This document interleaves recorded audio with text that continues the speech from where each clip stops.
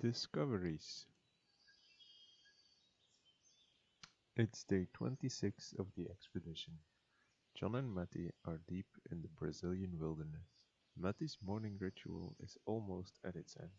That would mean that they could get moving. John was excited to start today's excursion into the jungle, but without the world-renowned explorer Matty, it would have been suicide. So John indulged the extensive morning ritual. It consists of a cup of tea, a warm-up, food, stretches, another cup of tea, and a short meditation session. Yesterday they had found first signs of the thing they were looking for, the mythical pixie mist. Pixie mist was the name John gave to the lingering, thick mist in folktales, like the mist when King Arthur got his sword from the Lady of the Lake. The mist was very rare and hard to find, but John had dedicated years of research to it. He had become the laughingstock of the academic world because of this, but he would prove them all wrong. He had received a tip from a Brazilian forester via his social media. John had spared no expense or time to get to the location of the tip. Another 5 minutes of waiting had passed. Matty was finishing up and got off his meditation rock.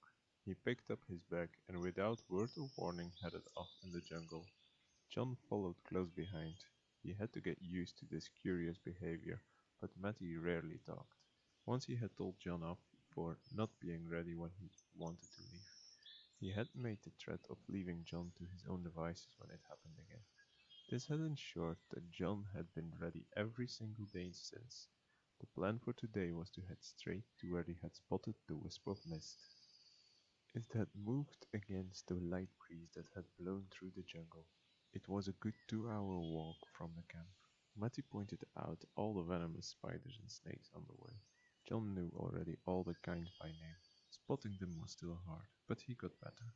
Today he spotted 3 of his own on his own, which was an improvement of 300% over yesterday. They reached the spot and went in the direction the wisp had moved. It did not take long before they spotted the second wisp of fog moving, and a bit later a third. A while later the wisp joined a foggy arm. John was over the moon. They were about to discover what pixie mist did for real. While they were going, Matty marked the way back with easy-to-spot signs. John did not notice any of it. He was so fascinated by the movement of the mist. He did not even notice that Matty had stopped in front of him until he bumped into him. Before he could ask why Matty had stopped, Matty's hand was on his mouth. Looking ahead, John saw the reason of the sudden stop. It was a leopard that was turned away from them. Trying not to alert the predator of their presence, they started backing up. However, a twig underfoot destroyed their hopes of getting away unseen. The leopard turned around. Both men froze. Instead of a well-known leopard face, they saw a spider's head between the shoulders of the leopard. The leopard spider pounced towards them, but was attacked by a man swooping in behind, closely followed by a woman. They were both dressed in just some loincloths. The fight was short and ferocious. The leopard spider ran off in the mist. The man and woman turned to them and said in unison, "Get out of here," before they also ran off in the mist. Not heeding the warning, John was determined and started after them. This was why he had come here. For him there was no turning back. Matty was hesitant to follow him at first, but the kingly payment John had promised made sure he did. They did not need to go far before the discoveries started to flow in. They saw flowers with an eye for the bud and hands for the petals. A bit further a branch was whispering to a bird with 2 heads. A root came spontaneous up out of the ground to try and trip them. An owl with a human face flew past. The weird animals and plants made it feel like they were in a dream. John pushed on deeper and deeper in the mist.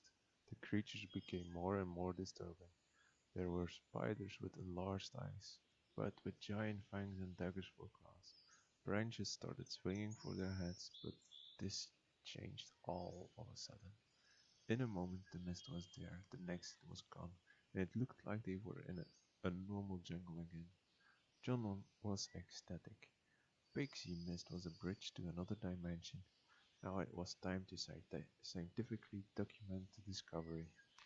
He got out his camera and started clicking away. John took pictures of the two-story high gateway they had gone through. He just wanted to start voice recording his findings when Matty called for him. A bit angry but curious, John went to join him. It took him a minute to find him, and at that time he had left the jungle. He found himself on the edge of an enormous valley ridge. The valley floor was covered with a misty forest. Matty was standing 2 steps to the right of John. John saw why he had called him. There was a dinosaur grazing in the valley. The animal was at least a couple of 100 meters tall. John took his camera to take a picture. While focusing, the dinosaur's meat started to melt away until only the skeleton was left. John did not take the picture. It finally dawned on him where they were, and he was scared. They were in the Dreamworld dimension. Matty and he were in mortal danger.